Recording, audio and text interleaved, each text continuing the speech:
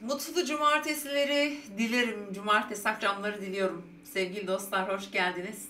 Evet bir cumartesi akşamındayız ve açmayacaktım yayını ama dayanamadım. Çünkü önemli saatler var. Önemli bir pazar olabilir. O yüzden de size selam vermek hem de bir şeyler aktarmak istedim. Umarım güzel bir cumartesi geçirmişsinizdir. Evet bugün Mars Yengeç Burcu'na geçti artık. Hayırlı uğurlu olsun diyelim. Mars orayı sevmiyor. Konuştuk dünkü yayında biliyorsunuz. Düşük olduğu yerde ama bazılarımıza çok iyi gelecek. Özellikle Satürn üçgene gittiği için bu hafta ortasında önemli konularda belli başlı bazı şeyleri toparlamak, somut sonuçlar getirmek, güç kazanmak için güzeldir. Su grubu burçlara yarayacak. Evet, bugün arkadaşlar şu anda saat 16:20 sıralarında Boğa burcundaki ay boşluğa girdi ve şu an ay boşlukta sevgili dostlar. Ve gece 02'den sonra hemen tam saat vereyim ben size, pardon.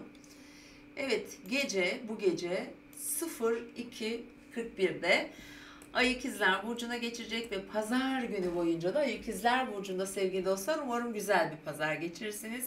Bolca konuşmalı, haberli, eğitimli, kültürel faaliyetleri ve iletişimi, lojistik konuları, öğrenimle ilgili konuları, dijital mecraları tabii ki, öğretmenleri, avukatları, gazetecileri, medyayı, medya patronlarını, belki de medyada görev yapan herkes.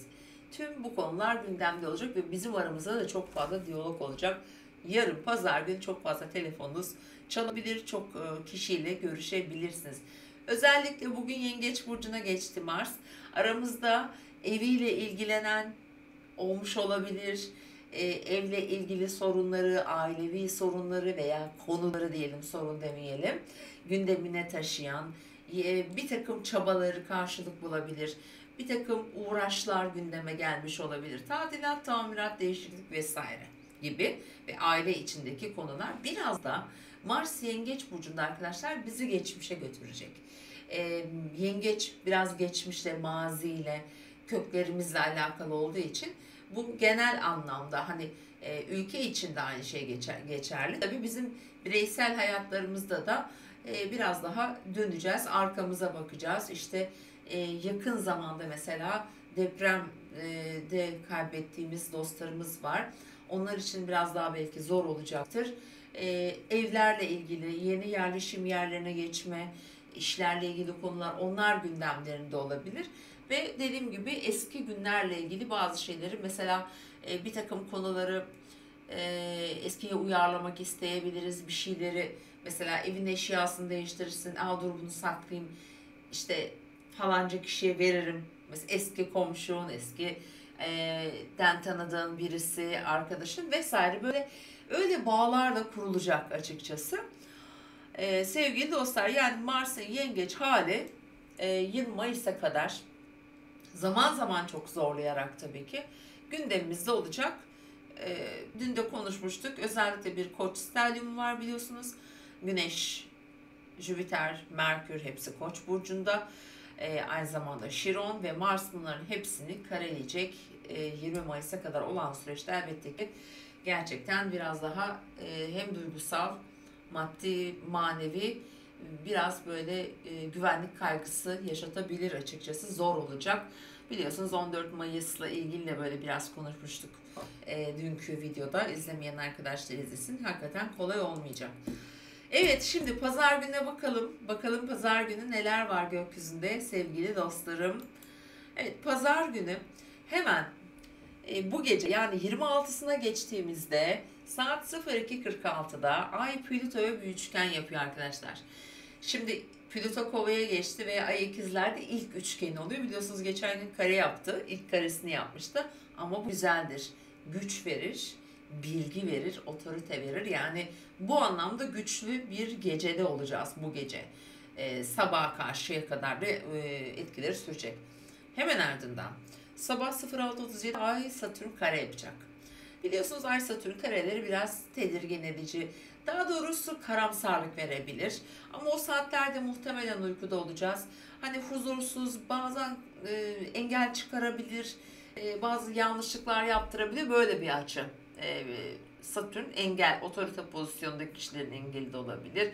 İşte annen rahatsızlanır, baban rahatsızlanır veya benzer şeyler olur.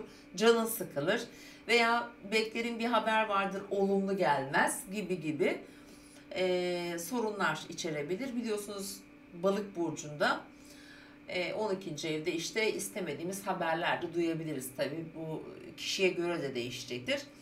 Ama gelelim güzel açıya. Bugün güzel bir açımız var. Saat 13.03. Eğer bugün önemli bir görüşme yapmanız gerekiyorsa, bir şey satın almak, bir şey pazarlığını yapmak, herhangi bir konuda anlaşma yapmak, bir talepte bulunmak vesaire. Ay güneş seksili var. Biliyorsunuz bizim ayımızın evreleri var.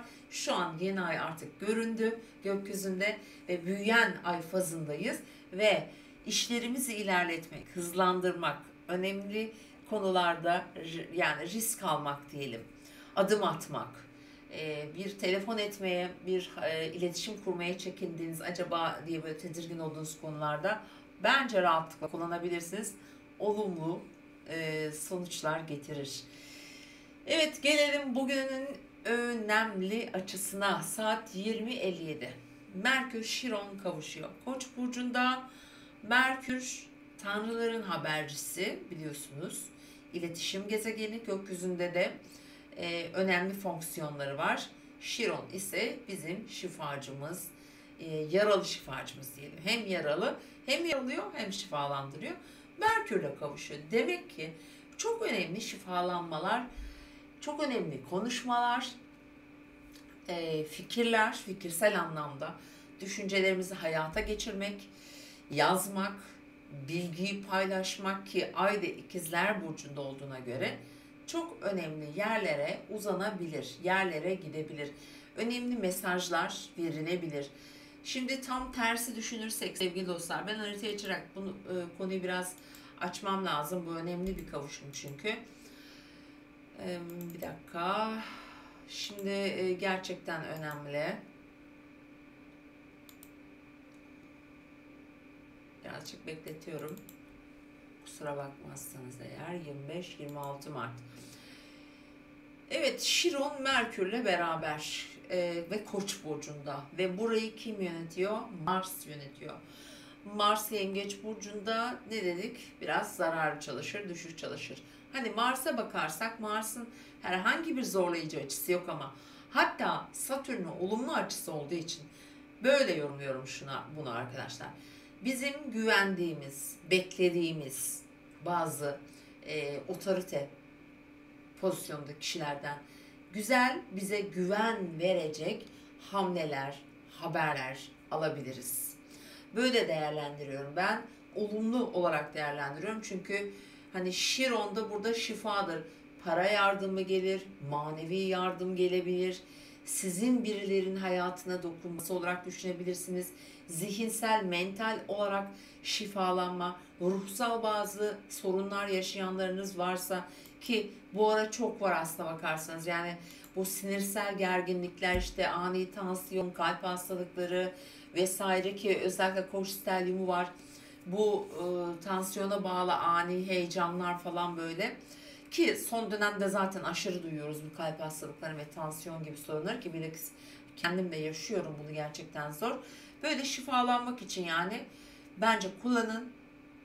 Dua, yani meditasyon, ibadet etmek için. Hiçbir şey yapmıyorsanız arkadaşlar tesbih çekin.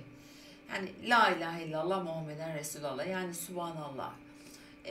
Hani giderken ben mesela öyle huyumdur. Mesela yolda yürürüm. Eğer yürüyüş yapıyorsam mesela içimden, elimde tesbih yok tabii ama öyle saya saya giderim. Saya saya giderim. Yani en azından boş durmuyorum. Sonra başka bir konuya geçmek icap ederse de yani. Zihin tabii neyi görürse oraya dağılabiliyor. Ona konsantre olurum, onu düşünürüm veya kafamda kurgularım. Ama bu şekilde aslında zikir yapmak çok önemlidir ve çok da faydası vardır. Yani bu kendinize göre düzenleyebilirsiniz. Açın Google'u, bakın. Bir şeyi tekrar etmek çok önemlidir. Bir şeyi 40 kere söylersen olur diye boşuna söylememişler. Önce niyet edin, sonra söyleyin. Önce niyet edin, sonra Allah'tan isteyin. Bu Merkür Şiron kavuşumunu ben inşallah güzel şifalanmalar getireceğini inanıyorum. İnşallah öyle olsun diyorum sevgili dostlar.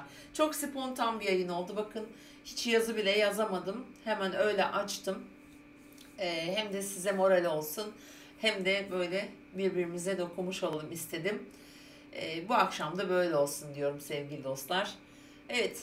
Pardon. Bizim özel saatlerimizi vermeden kapatıyordum yayın neredeyse. Yarın için sizlere özel saatlerimi de vereyim. Özellikle bu güzel saatler için bence kullanın. İşinize yarayacağını düşünüyorum açıkçası. Evet, bu arada geçen günkü yayını beğenin demiştim. En başta hatırlatmıştım ve beğenmişsiniz, yorumlar yapmışsınız. Bazılarınız defalarca yapmış. Harikasınız ya, çok teşekkür ediyorum. İyi ki varsınız. Elinize, kalbinize, ruhunuza sağlık sevgili dostlarım. Evet, 26 Mart Pazar gününün sabah 07.54 ile 08.56'sı bizim için güzelmiş sevgili dostlar. Güzel, keyifli, sağlık ve şifa dileyin lütfen. Sevgi ve huzur dileyin. Ve o saatte mesela sevdiklerinize güzel bir çay, kahve, kahvaltı için bence kullanın. İkinci saat 15.06-16.08'de ve bugün unutmayın Merkür İkizler Burcu'nda, aynı zamanda Satürn Mars'la tüm hafta aslında güzel bir etkileşim içinde olacak.